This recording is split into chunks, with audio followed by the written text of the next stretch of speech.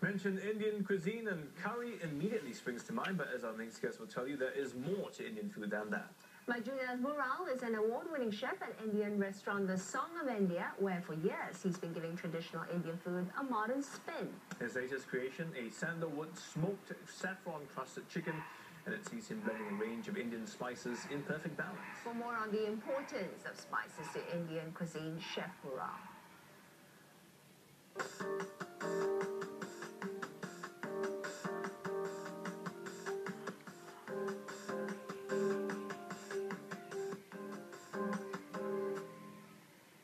India has been in a long time, in old ages, it's basically capital of the spice, and it has become one of the capital hub. Like example, there is a Kerala, which is a state in southern state, and it's called as a state of spice. Oh. Right. Yeah. I mean, we know that Indian food often has many different varied spices involved, but I'm going to ask you about today's dish, a smoked chicken, is that correct? Yeah. Simply put, but I know there's a lot more involved, but tell us what that dish is about. It's a smoked chicken. It's basically a step cooking. It has processing of three to four steps. Like one is you prepare the curry with different ingredients blended together. Then after that, it has been sorted out. Then you put a bag of spice, which is a very secret, Right. and within the curry. And the ending will be a smoking process. So it will have all the infusion of the spices well balanced, and it gives a unique taste. It's going to be a rich one, this one. So introduce to us the ingredients that you use for this particular dish. In fact, you were kind enough to bring in all the ingredients to show us, actually. Yeah, we have star anise seeds, green cardamom, whole nutmeg, and bay leaf. Basically, this will be used to make a bag out of it. It's The called spice bag. Spice bag.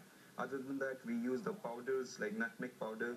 Then there is a sandalwood, there is a green pepper, black pepper, then yellow chili powder, and also the saffron.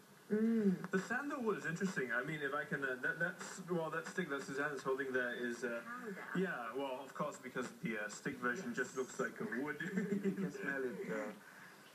Yes, it sends a step. But I would think it's not edible. I mean, you would think that, you can consume this. Yeah, generally everybody thinks that it's been used for the cosmetic or it can be used for the fragrance.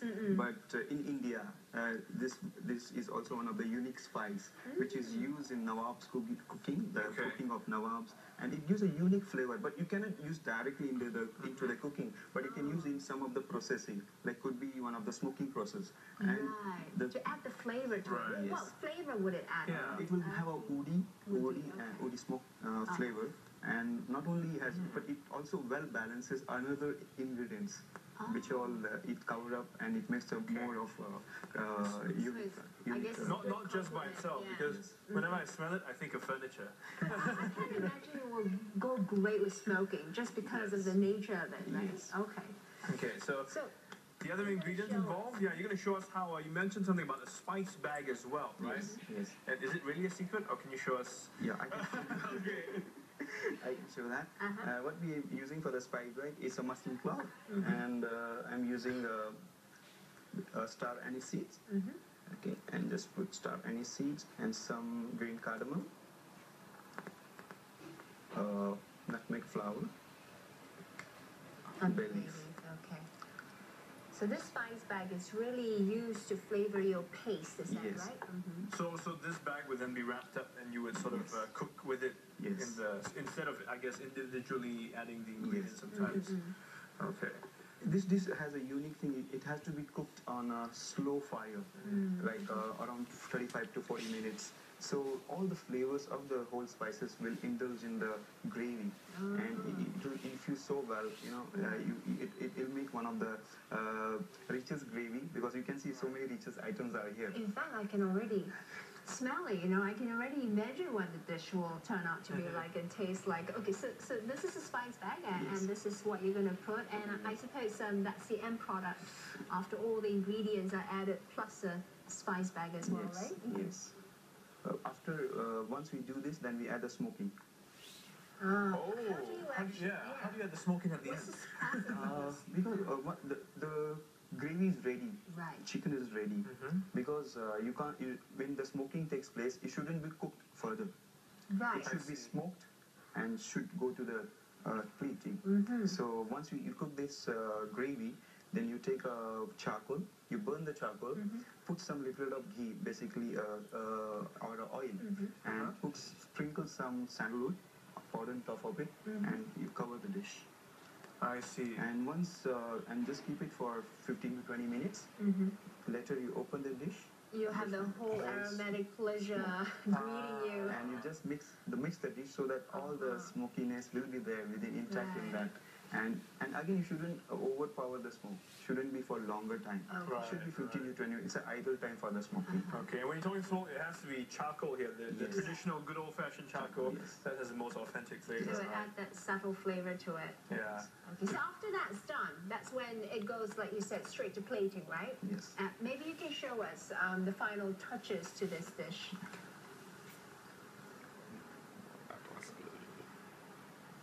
You said you like to improvise on traditional dishes and always present something new. Yes, what I'm doing, the cooking technique is traditional, but I'm always becoming contemporary to use the different ingredients. Like in Song of India, what we do, we use a mushroom, a guchi mushroom, we use a foie gras, we use a... With a twist, I suppose. Yes, and even I have introduced a Alaskan crab. Oh. Okay, so not typical Indian dishes. But the cooking method is traditional. Right. But you won't find like whole masalas in the curries. It's all refined. It's all been filtered before you serve it. I see. Well, I can't wait to see the final yes. presentation.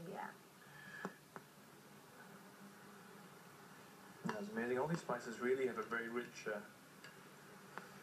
we go.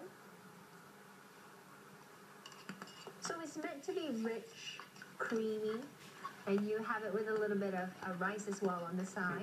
Yeah. The rice with the vegetable. Do these raisins go in? I hope not, because I'll be eating them.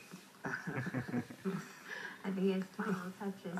I think that the Indian food is rich. I understand about it, but again the spices plays a very major roles, and it's all about. I suppose it's a delicate balance as well. You don't want to put too much of any spice, otherwise it will overpower any dish. So it has to be put in balance. well balanced way. Like you cannot use like I made a spice bag, but I see I use the just 2 to 3 numbers of spices, so the taste and so the flavors and aroma will be the united.